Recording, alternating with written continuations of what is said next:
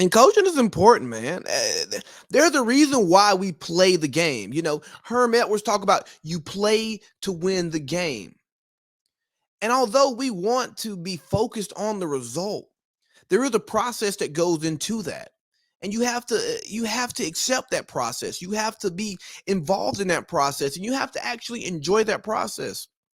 Because if we go out here and we simulate football games, who cares? Don't we want to watch the game to enjoy each play, enjoy each drive, enjoy each quarter, enjoy each half? You know, that's part of it. And there's the reason why we play the games is because you can't simulate what's actually going to happen. Because there's this thing called the human aspect that's a part of the game, whether it's the coaching, whether it's the playing, whether it's the officiating. There is a human aspect to the game that analytics will never be able to cover. Analytics can't cover or account for a bad spot. Analytics can't account for a bad play call or a fumble or a bad read interception. Analytics can't predict that. We get so caught up in the analytics and we forget about the human aspect, especially in the playoffs. Pressure busts pipes. Players can get tight, and so do coaches. We saw it this weekend. Andy got tight. Pat got tight. Sean got tight. Kyle got tight. Jimmy G was Jimmy G. Joe Burrow was Joe Burrow, baby. You feel me? Big baby Burrow. Joe Burrow was himself. And there's no formula that you can put into your computer, into your spreadsheet to generate how those human factors are going to affect the game. Now, if you can tell me the analytic that measures it, I'm all here for it. Colin Cowherd talks about analytics because you got to care about the men out there playing. That's the thing. But it's an unpredictable variable that you can't boil down to a science. Like, tell me how you quantify momentum. Tell me how you can predict where momentum will come in. Where in your algorithm does it say that, okay, we got a factor for momentum right here, outside of the law of momentum, and we're doing some physics or whatever? I think that's physics, some physics problem. But we're not doing physics here. We're playing football. And think about it. Let's just look at what happened in the Chiefs and the Bengals game. Patrick got tight. Second quarter, going in a half, he dirts one pass. Then instead of throwing it out of the back of the end zone with 5 seconds left, hopefully, you give yourself a second to kick a field goal. You throw a bubble screen to Tyreek Hill. And I get that Tyreek Hill is a great athlete. He's great in space. But Zach Taylor said, hey, man, we were actually prepared for something like that. Because at this point in the season, who's really throwing curveballs out here? It's just, hey, throw your heat and see if they can hit it. And they were prepared for it, and they stopped it.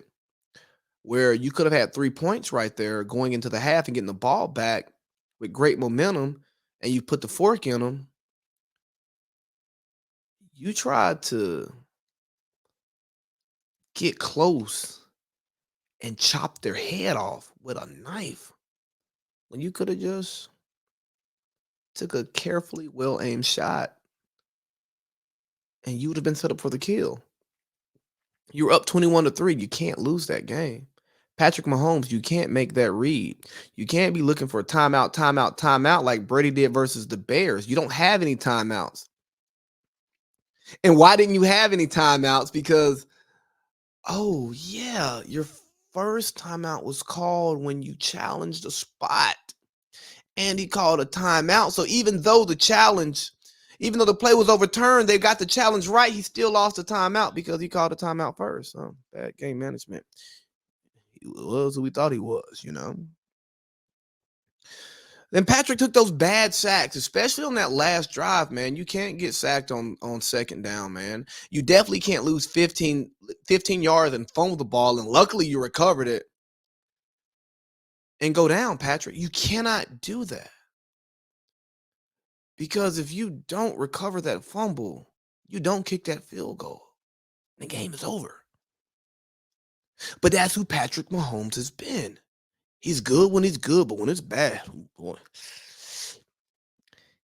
it gets ugly. He wouldn't take what the defense was giving him. The first half, oh my God, he was flawless. I'm sitting there like, oh, there's no way in hell that the Bengals have a chance at this game because he's dicing them. He's slicing and dicing them, baby. Then what happens? He gets comfortable. He wants to get cute and like, oh, let's go for the jugular. Well, here's the thing about going for the jugular. If you miss, the counter is disgusting. And that guy across from you, he's not afraid of you like everybody else. He don't see you like everybody else does. He sees you as the mere mortal that you are. And then, I mean, just think about the scouting report on Patrick Mahomes. Mechanics get sloppy. No throw looks the same.